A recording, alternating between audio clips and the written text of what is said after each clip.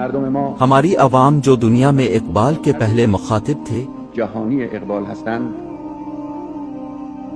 متاسفانه افسوس کہ وہ کافی بعد اس سے آگاہ ہوئے۔ دیر با اقبال آشنا شدند. وضعیت ہمارے وطن کی خاص صورتحال و به خصوص خصوصاً اقبال کی زندگی کے آخری ایام میں خبیث استعماری در ان کے محبوب وطن ایران میں منحوس استعماری سیاست کا غلبہ اس امر کا باعث بنا کہ وہ کبھی ایران نہ آئیں۔ موجب شد که اقبال هرگز ایران رو نبینه.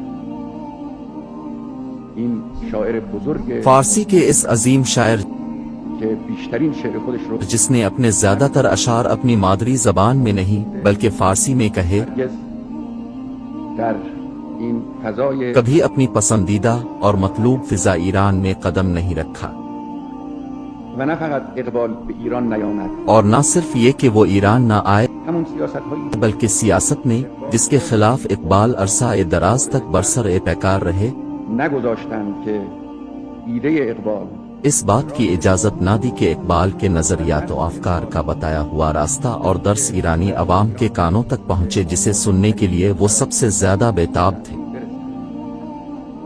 من پاسخ این اس سوال کا جواب کہ کیوں اقبال ایران نہیں آئے میرے پاس ہے۔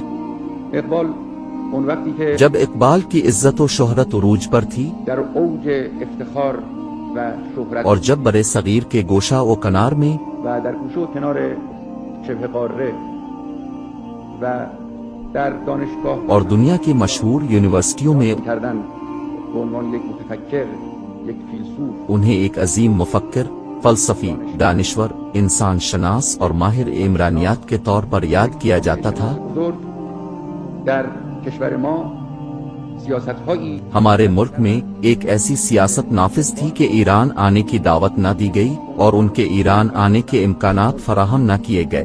از او به اینجا دعوت نشده، زمینه برای آمدن او به این کشور فراهم نشده. کتاب او سالها سال تک ان کی کتابیں ایران کے اندر شائع نہ ہوئیں، به عنوان کتاب معرفی نشده.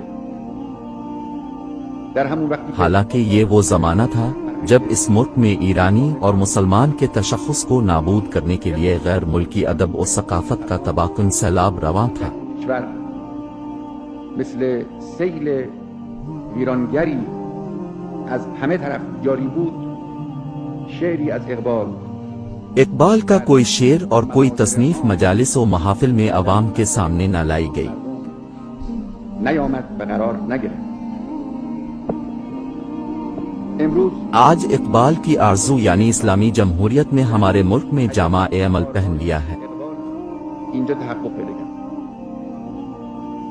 اقبالی که از اقبال لوگوں کی انسانی اور اسلامی شخصیت کے فقدان سے غمگین رہتے تھے، اسلامی مردم مسلمان رنج می‌برد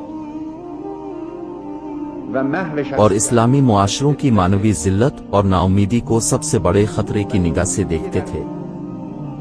انسان‌های جوامع اسلامی رو به چشم بزرگترین خطر مینگریست و با همه توان لہٰذا انہوں نے اپنی تمام تر توانائیوں کے ساتھ مشرقی انسان اور خصوصاً مسلمان کی ذات اور وجود کے لیے کام کیا۔ انسان شرقی به خصوص مسلمان همت گماشته بود. امروز اگر وہ آج زندہ ہوتے تو ایک ایسی قوم کو دیکھ سکتے ملتی رو ببینه که بر روی پای جو اپنے پیروں پر زندگی بسر کرتی ہے، و سیراب از سرمایه اپنے قیمتی کیپٹل سے سیراب ہے، خود انحصاری کرتی ہے و متکی و معتمد به خودش و بی اعتنا به زیورهای اور مغربی غلامی اور مغربی اقدار کے نظام سے بے نیاز اور طاقتور زندگی گزارتی ہے۔ و قدرتمندانه زندگی میکنه. مردم ما ہماری عوام جو دنیا